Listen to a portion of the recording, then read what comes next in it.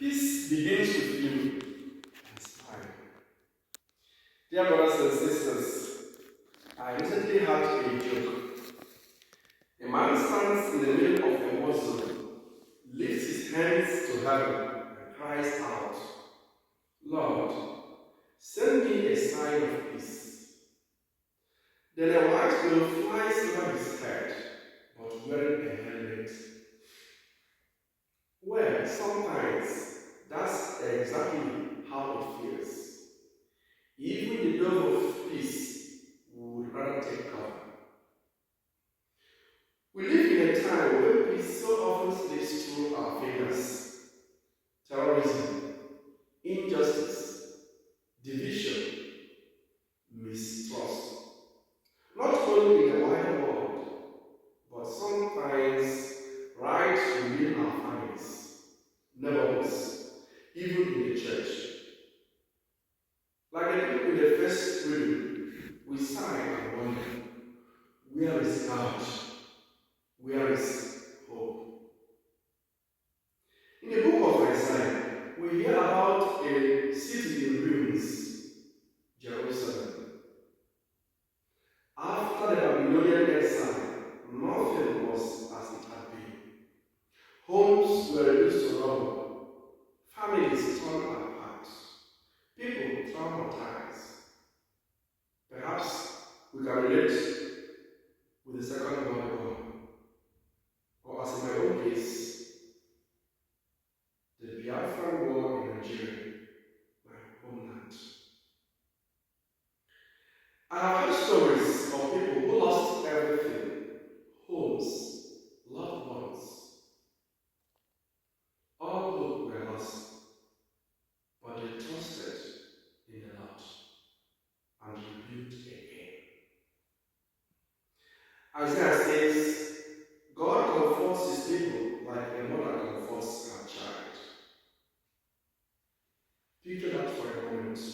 God, like a mother, taking her child on her lap, gently stroking their back, drying their tears, and whispering, it's going to be all right, my child. Not immediately, not without effort, but with this promise, I will set peace flowing like a river. But be careful, dear friends, peace is not a cozy sofa where we just lie back and relax. In today's gospel, Jesus makes it clear the peace God gives is meant to be shared. That's why he sends out the disciples not on their own, but 2 by 2.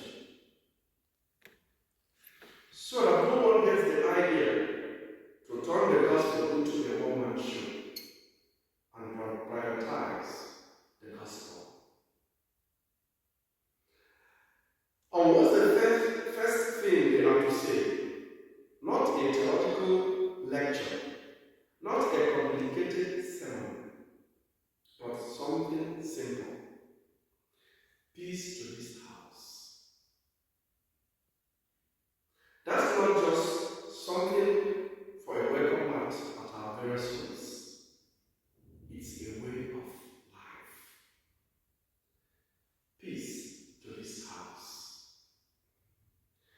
Our world needs people who bring peace, not conflict, not division, not hate. Jesus says, if a son of peace is there, your peace shall rest on him. A son or daughter of peace is someone who speaks honestly, loves justice, doesn't provoke but encourages, listens before judging, seeks dialogue even when it's uncomfortable. Where do we begin? At home, of course. Peace doesn't start in parliament. It begins at the kitchen table, in our families, our parishes, our workplaces, in clubs, and on the bus. I give us a small example. You are sitting on the bus and someone accidentally steps on your foot. What do? A or B?